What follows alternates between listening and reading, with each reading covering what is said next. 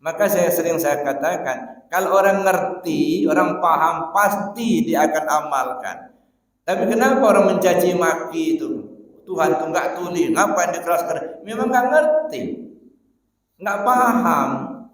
Maka sering saya katakan, yang dia dengar cuma suara orang berzikir. Nah, jadi dua kalimat syahadat itu la ilaha illallah Muhammad Rasulullah itu menceritakan tentang tajalli zat kepada sifat. Bisa saja la ilaha illallah 4 suku kata. 4 suku kata ini menghimpun 20 sifat wajib bagi Allah. Juga 20 sifat mustahil bagi Allah. Nah, mana yang sifat wajib? Ya, wujud, qidam, baqa, mukhalafatul hawadis, qiyamut ala bin nafsi, wadaniyat, qadrat, iradat, ilmu, hayat, sama, basar, kalam, qadirun, muridun, alimun, hayun, samiun, basirun, dan mutakallimun. Itu sifat wajib bagi Allah. Ini terdiri dari 4 bidang, 4 bagian. Ya, 4 bidang ini disebut dengan sifat nafsiyah, salbiyah, ma'ani, dan ma'nawiyah. Gitu ya. Sifat salbiyah hanya 1, yaitu wujud, terhimpun di dalam kalimat la. Kalimat la bukan ilah, apa? Ilah. Ya, terhimpun kalimat la. Gitu ya. Kemudian sifat salbiyah, qidam, baqa, mukhalafatil hawadis, qiyamut ala bin nafsi, dan wadaniyah, ini terhimpun dalam kalimat ilaha. Sifat ma'ani, qadrat, iradat, ilmu, hayat, sama, basar, kalam, terhimpun dalam kalimat illa. Sifat ma'nawiyah, qadirun, muridun, alimun, hayun, sami'un, basirun, dan mutakallimun, terhimpun dalam kalimat Allah. Jadi la ilaha illallah. 20 sifat terhimpun dalam kalimat la ilaha illallah. La itu menghimpun sifat wujud. Wujud itu artinya ada. Nah, ketika kita kaitkan dengan diri kita, ada enggak kita ini? Ada. Dari mana kita tahu adanya kita? Karena ada tubuh kita. Pak, siapa nama? Bahromi. Ada Pak Bahromi enggak? Ada. Nah, kenapa Bapak Ibu tahu ada? Kan ada tubuhnya. Nah, ini menunjukkan tubuh, menunjukkan tubuh pada kita. Ya.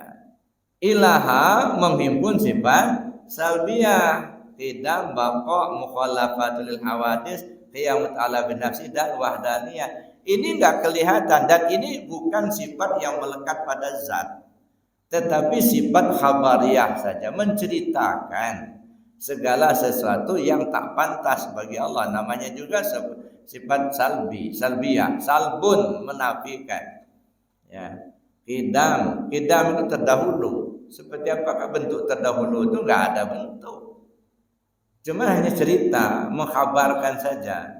Allah itu terdahulu dari segala makhluk, belum ada makhluk, Allah sudah ada.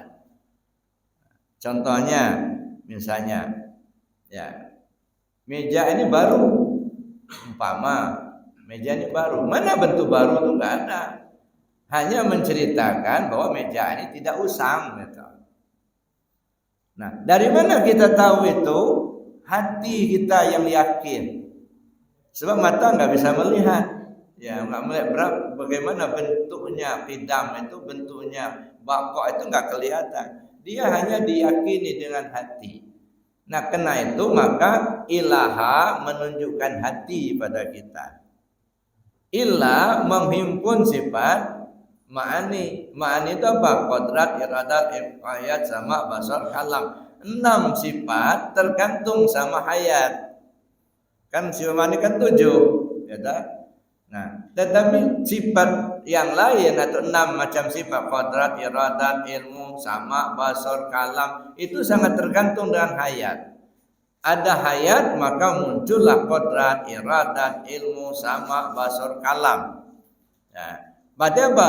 Yang menjadi dominan adalah hayat. Hayat pada kita itu nyawa namanya. Maka kalimat ilaha illah menunjukkan nyawa pada kita. Allah menghimpun sifat ma'nawiyah, qadirun, muridun, alimun, hayun, samiun, basirun, dan mutakallimun.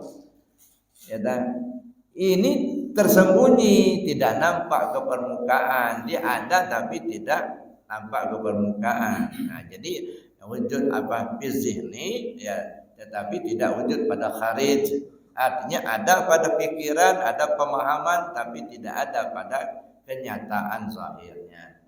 Apa itu namanya? Rahasia. Oh, kalau begitu Allah menunjukkan rahasia pada kita. Jadi kita mengamalkan la ilaha illallah sebenarnya ngebaca diri kita sendiri. Maka saya katakan, kalau orang ngerti, orang paham, pasti dia akan amalkan. Tapi kenapa orang mencaci maki itu? Tuhan itu enggak tuli, ngapain dikeraskan? Memang enggak ngerti, enggak paham. Maka sering saya katakan, yang dia dengar cuma suara orang berzikir.